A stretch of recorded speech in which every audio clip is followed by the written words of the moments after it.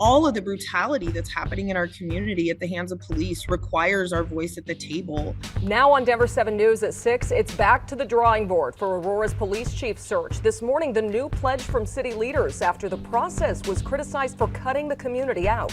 A newly released report this morning demonstrates the impact you've been feeling of higher interest rates on Denver's housing market. We have not seen a balanced market in years. In hours, the president tours the damage from Hurricane Ian firsthand as we get new images this morning providing perspective on the devastation. And the Broncos have more injured players than are allowed on the field. What quarterback Russell Wilson says about playing Thursday night with a hurt shoulder. It's his throwing shoulder too. They're banged up. And they have a week and a half off if they can just get through tomorrow night. Right. Then they'll have some time to recover. Then they've got some time to recover. They just need to take stock of their roster right now. It's but how many millions to get that wing fixed and well, under control, right? That one arm is worth several $1 million. All right. Well, good morning to you. Thanks for joining us. The weather is feeling very fall-like out there. Good football weather. Yeah. It is going to be so pretty tomorrow night. This is one of those days, though, that people see it on national TV and they're like, I want to move to Denver. No. Wait a month, right? Exactly. We have what is going to be today gorgeous, too. Clear skies. Yesterday and overnight last night, we picked up a few showers, so the roads are going to be wet in spots. Jason will talk more about that coming up, but you can see a hint of that sunrise from our Viero camera up across northeastern Colorado, where we're seeing some sunshine now, and it's going to be a cool start. In the mountains, in fact, dropping down below freezing here this morning. Down and through the Sangre de Cristo, seeing a little light snow here early this morning and still a few lingering showers across parts of southern Colorado. That'll clear up, but that may be one of the spots where we see a few more showers later today. Northeastern Colorado is going to stay pretty dry, expecting 68 in Denver, 70 near Fort Collins and Greeley. So right around normal for this time of year. More 50s for the Central Mountains. Coming up here in a few minutes, we've got some great fall weather today, tomorrow. Temps near normal and nice for the Broncos game. I'm going to have your tailgating forecast and your game night forecast coming up. This should be an easy name the intersection game right now. This is easy. Check this out from Air Tracker 7.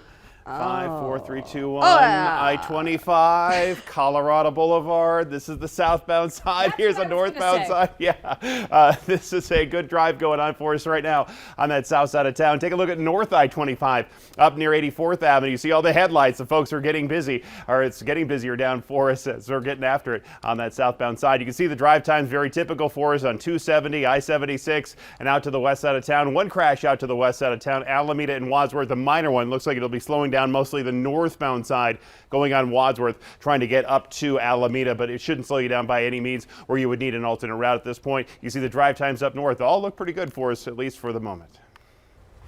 Well, this morning, the search is starting over for Aurora's police chief. The city has decided it will not move forward with the two candidates selected through a national search. Frustrations have been mounting ever since two white men were announced as the finalists. Questions that would have been asked by the Police Oversight Committee could have weeded them out a long time ago so that we did not waste our time and taxpayer dollars on this search once again. Denver 7's Veronica Costa is live now at police headquarters. Activists like Candace Burrell, who we just heard from there, Veronica, say there needs to be more input from the community this time. That's exactly it. We heard that from the community over and over, right? They wanted their voices heard in this process. Just days ago, we heard Aurora's Police Oversight Task Force say they wanted in on this process, and now they officially have that opportunity. You mentioned those two finalists. We know those were two white men, and just yesterday we heard that one of them ended up dropping out. Now, after several conversations with city and community leaders, city staff said, you know what, we're just going to start this process all over again. We're going to start from the very beginning, trying to search for a very new police chief. And of course, this comes after so much controversy. We know the people here in Aurora, they want a police chief who really reflects and represents this community and who they are.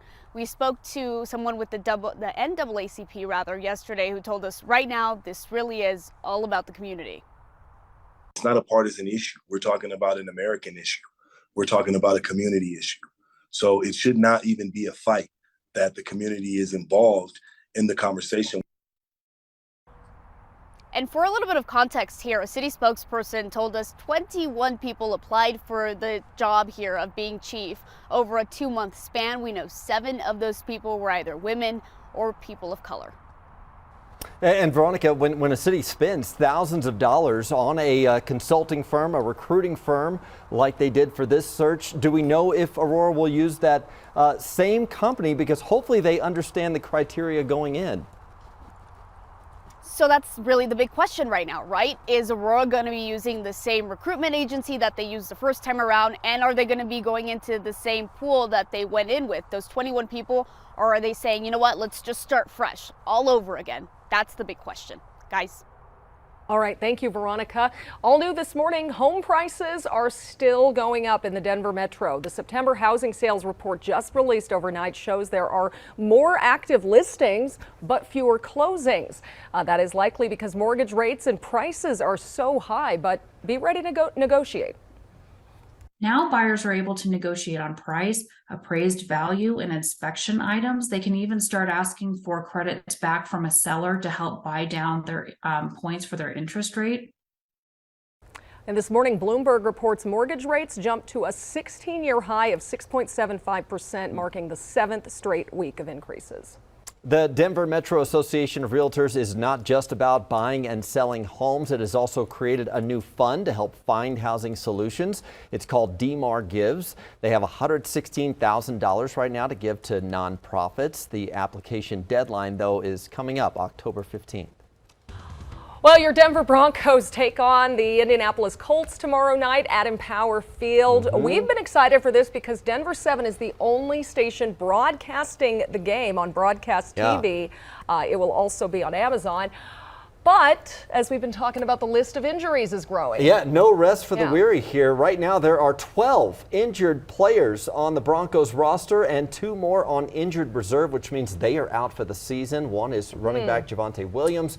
Quarterback Russell Wilson is currently on the injured list with a sore right shoulder. That is his throwing arm, but he says he is definitely playing tomorrow night because, well, he wants to win. There's a lot of teams that are 2-2. There's a lot of teams, you know, there's a handful of teams that are 3-1, and we're right in striking distance. We got them right where we want them, so we got to go get it. Well, during Sunday night's game against the Raiders, Javonte Williams and outside linebacker Randy Gregory both suffered knee injuries. Williams had been one of Russell's favorite go-to guys during the first 3 games of the season. Right, yeah, so they had to sign a running back over from the Saints to add to their roster. You can watch the Broncos-Colts primetime game tomorrow night right here on Denver 7. Our pregame coverage starts at 5 p.m. Kickoff is just after 6, and the big postgame show will be right after.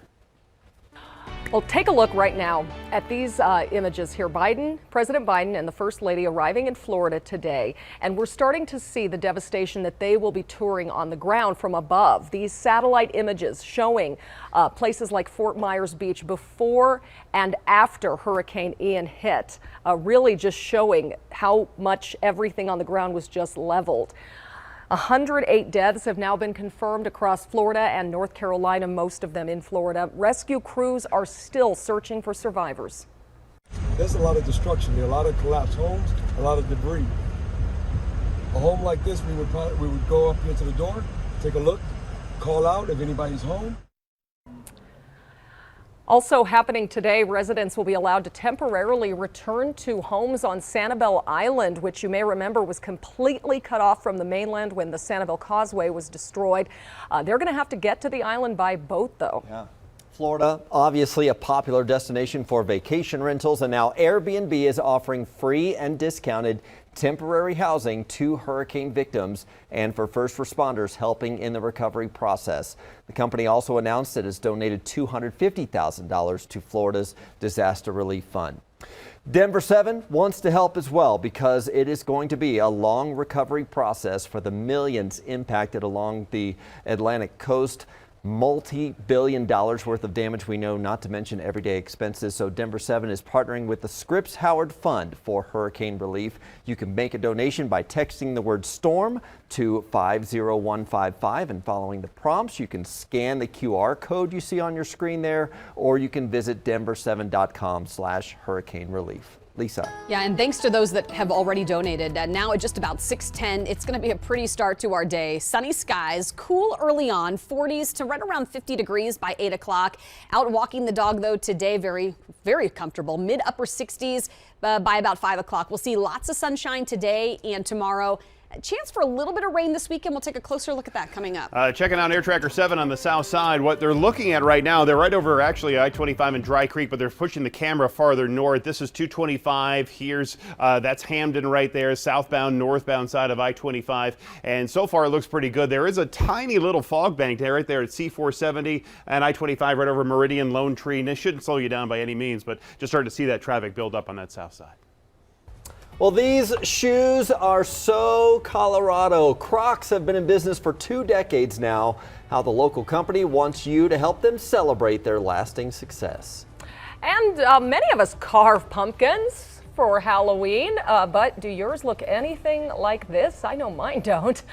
And these pumpkins also have to tell a story.